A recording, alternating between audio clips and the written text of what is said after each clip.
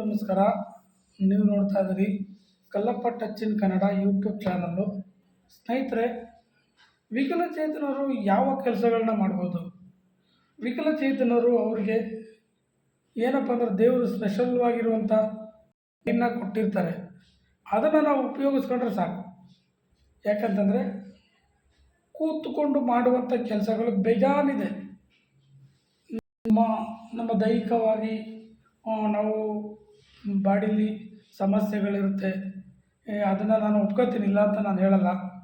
ಸಾಧ್ಯವಾದಷ್ಟು ನೀವು ನಿಮ್ಮ ಒಂದು ಸ್ವಂತ ಕಾಲ ಮೇಲೆ ನಿಂತ್ಕೊಳ್ಳೋಕ್ಕೆ ಪ್ರಯತ್ನ ಪಡಿ.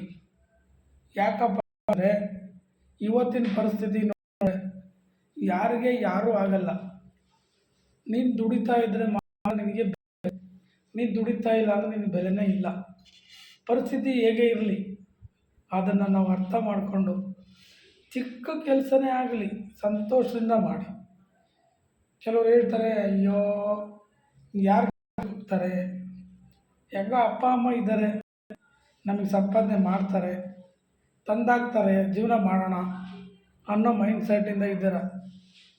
ಕೆಲವರು ಇದ್ದಾರೆ, ನನಗೆ ಗೊತ್ತು. ಆದರೆ ಅವ್ರಿಗೊಂದು ಮಾತು ಹೇಳೋಕ್ಕೆ ಇಷ್ಟಪಡ್ತೀನಿ.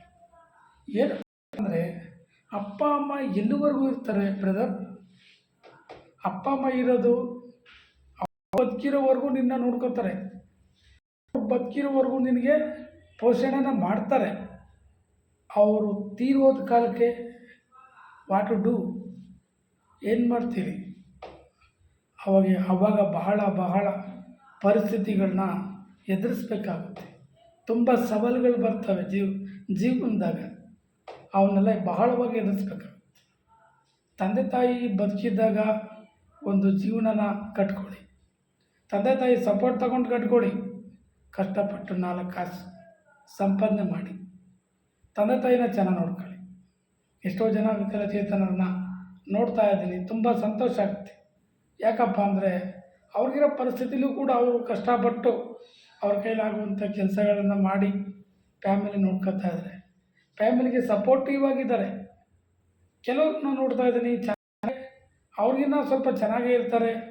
ನಾನು ವಿಕಲಚೇತನ, ನನಗೆ ಹಿಂಗೆ ಆಗಿದೆ, ನಾನು ಹೊರಗಡೆ ಹೋಗಿ ಕೆಲಸ ಮಾಡೋಕ್ಕೆ ಆಗೋದೇ ಇಲ್ಲ, ನನ್ನ ಪರಿಸ್ಥಿತಿ ಹಿಂಗಿದೆ ಅಂತ ಅವರು ಏನು ಮಾಡ್ತಾರೆ, ಅವ್ರಿಗೆ ಅವರು ಕುಗ್ಗಿಸ್ಕೊಂಡು ಮನಸ್ಸಲ್ಲಿ ಒಳಗೇ ಅವರು ಕೊರಗಿ ಅವ್ರೇನು ಮಾಡ್ತಾಯಿದ್ದಾರೆ, ತುಂಬ ಯಾವ ಕೆಲಸಕ್ಕೆ ಬಾರ್ದಂಗೆ ಮನೇಲಿ ಊಟ ಕೊಟ್ಟಾಗ ಊಟ ಮಾಡೋದು, ಅವರು ಸ್ನಾನ ಮಾಡಿಸಿದಾಗ ಸ್ನಾನ ಮಾಡ್ಕೊಳ್ಳೋದು,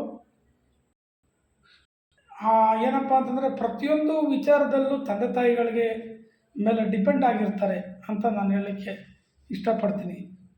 ನಾವು ಆದಷ್ಟು ಬೇಗ ಡಿಪೆಂಡ್ ಆಗುವಂಥ ಒಂದು ಸಿಚುವೇಶನಿಂದ ತಪ್ಪಿಸ್ಕೊಳ್ಳೋಕೆ ಒಂದು ಪ್ರಯತ್ನ ಮಾಡೋಣ. ಯಾಕಂತಂದರೆ ನೀವು ಓದೋಕ್ಕರಲ್ದಿದ್ರೆ ಬರೀರಿ ಚೆನ್ನಾಗೆ, ಕಂಪ್ಯೂಟ್ರ್ ಬರುತ್ತಾ ಚೆನ್ನಾಗಿ ಓದಿದ್ರೆ ಚಿಕ್ಕದಾಗಿ ಒಂದು ಸೈಬರ್ ಮಾಡ್ಕೊಳ್ಳಿ. ಚಿಕ್ಕದಾಗಿ ನಿಮ್ಮ ಕೈಲಾದಂಥ ಕೆಲವೊಂದೊಂದು ಯೂಟ್ಯೂಬ್ಗಳಿರ್ತದೆ, ಚಾನಲ್ ಮಾಡ್ಕೊಳ್ಳಿ, ಯೂಟ್ಯೂಬ್ ವೀಡಿಯೋಗಳನ್ನ ಹಾಕಿ. ಇನ್ಸ್ಟಾಗ್ರಾಮಲ್ಲಿ ಈಗೆಲ್ಲ ನೋಡ್ತಾ ಇದ್ದೀರಿ ಏನೆಲ್ಲ ಮಾಡ್ತಿದ್ದಾರೆ. ನಾವು ವಿಕಲಚೇತನರಾಗಿ ನೀವು ಒಂದು ಹೋರಾಟ ಎಲ್ಲಿಂದ ಆಗಬೇಕು ಅಂದರೆ ನಮ್ಮಿಂದನೇ ಸ್ಟಾರ್ಟ್ ಆಗಬೇಕದು. ನಮ್ಮಿಂದ ಅಂತಂದರೆ ನಮ್ಮಲ್ಲಿ ಬರಬೇಕದು. ನಾನೇನಾದರೂ ಒಂದು ಪ್ರೂವ್ ಮಾಡಬೇಕು. ಹೆಂಗೆ ಅಂದರೆ, ಹಿಂಗೆ ಇದ್ರೆ ಜೀವನ ಅಲ್ಲ, ಇದರಿಂದ ಹೊರಗಡೆ ಬರಬೇಕು. ನಾನು ಹೊರಗಡೆ ಬಂದು ಏನಾದರೂ ಒಂದು ಅದೇ ಮಾಡಬೇಕು. ಮನುಷ್ಯನಿಗೆ ಸಾವು ಬಂದೇ ಬರ್ತದೆ, ಅಲ್ಲೂ ಕಾಯಬಾರ್ದು. ನಾವು ಬರೋದಕ್ಕಿಂತ ಮೊದಲು ನಾವು ಏನು ಮಾಡಬೇಕು, ಕಷ್ಟಪಡ್ತಾನೆ ಇರಬೇಕು. ಮನೇಲಿದ್ರೂ ಕಷ್ಟನೇ, ಬೇರೆಯವ್ರ ಹತ್ರ ಕೇಳಿಸ್ಕೊಳ್ಳೋದು, ಬೈಸ್ಕೊಳ್ಳೋದು ಕಷ್ಟನೇ. ಹೊರಗಡೆ ಹೋಗಿ ನೀನು ಸಂಪಾದನೆ ಮಾಡಿದ್ರೂ, ಜೀವನ ಕಟ್ಕೋಬೇಕು ಅಂದ್ರೂ ಕಷ್ಟನೇ. ಕಷ್ಟ ಬೀಳ್ತೀರಿ, ಆದರೆ ಹೊರಗಡೆ ಹೋಗಿ ಜೀವನ ಕಟ್ಕೊಳ್ಳೋದ್ರ ಮೇಲೆ ಕಷ್ಟ ಬೀಳಿ. ಅದು ಕಷ್ಟ ಬಿದ್ದರೆ ನಿಮ್ಮ ಜೀವನ ಏನಾಗುತ್ತೆ ಅಂದರೆ ಲೈಫ್ ಸಕ್ಸಸ್ ಆಗುತ್ತೆ. ನೀವು ಪಡೋ ಕಷ್ಟಕ್ಕೆ ಪ್ರತಿಫಲ ಸಿಗುತ್ತೆ ಅಂತ ನಾನು ಹೇಳ್ತಾ ಇದ್ದೀನಿ. ಯಾಕಂದ್ರೆ ನೀವು ಕೂಡ ಈ ಒಂದು ಯಾವುದೇ ಕೆಲಸ ಬರಲಿ ಅದನ್ನು ವ್ಯರ್ಥ ಅಂದ್ಕೊಬೇಡಿ, ಮಾಡ್ತಾಯಿರಿ. ಒಂದರಿಂದ ಒಂದು ಚೇಂಜ್ ಆಗ್ತಾ ಇರುತ್ತೆ. ನಾನು ಹೇಳೋ ಮಾತು ನಿಮ್ಗೆ ಇಷ್ಟ ಆಗಿದ್ರೆ ದಯವಿಟ್ಟು ನನ್ನ ಚಾನಲ್ನ ಸಬ್ಸ್ಕ್ರೈಬ್ ಮಾಡ್ಕೊಳ್ಳಿ.